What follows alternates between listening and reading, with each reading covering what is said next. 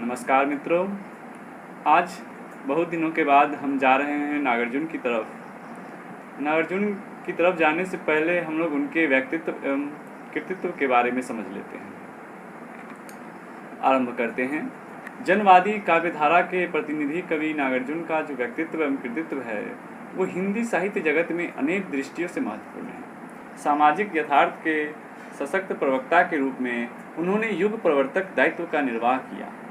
वे कबीर के समान निर्भीक व फक्कर तुलसी के समान लोक मंगलवादी, निराला के समान महाप्राण, पंत के समान राग संपन्न और प्रेमचंद्र के समान प्रगतिशील व्यक्तित्व से संपन्न थे। इनका व्यक्तित्व बहिर्मुखी, सामाजिक, स्वाभिमान और साहित्य का प्रतीक था।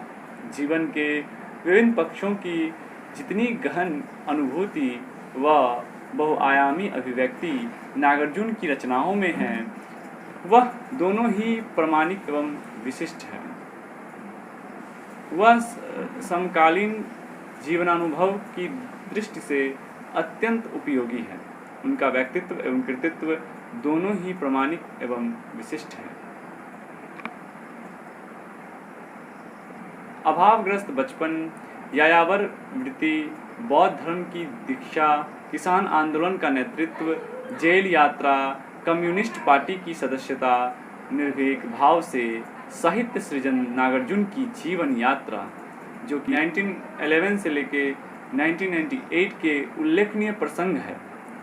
मैथिली काव्य संग्रह पत्रहीन नग्नगाछ के लिए इन्हें साहित्य अकादमी पुरस्कार से सम्मानित किया गया। नागार्जुन का जीवन जन पक्षधरता का जीवन है। वे एक कवि, विचारक, कहानीकार और उपन्यास लेखक थे।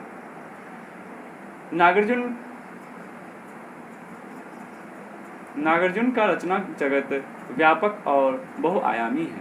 वे समूचे युगीन संदर्भों से प्रत्यक्ष तौर पर जुड़े साहित्य सर्जक हैं। जीवन और साहित्य दोनों एक दूसरे के पूरक हैं। रचना, रचनाकार और परिवेश नागार्जुन के संदर्भ में एक रस, एक रूप हो गए हैं। उन्होंने वही कहा है जो उनके समय का सच था। नागार्जुन की काव्य रचनाएं इस प्रकार हैं। चना जोड़ गरम 1952, युगधारा 1953, खून और शोले 1955, प्रेत का बयान 1957, सतरंगे पंखों वाली 1957, प्यासी पथराई आंखें 1962, अब तो बंद करो है देवी 1971, तालाब की मछलियाँ 1974, चंदना 1974, तुमने कहा था 1980 और हजार हजार बाहों वाली 1981, पुरानी जूतियों का कोरस 1983, रत्नगर्भ 1984। तो हम लोगों ने नागार्जुन के व्यक्तित्व एवं कृतित्व के बारे में समझा और हम आगे नागार्जुन के जीवन दर्शन को समझेंगे जो अगले एपिसोड में हम लोग समझ सकते हैं। तब तक के लिए धन्यवाद और चैनल को सब्सक्राइब, शेयर और लाइक जरूर कीजिएगा। तब तक के लिए धन्यवाद।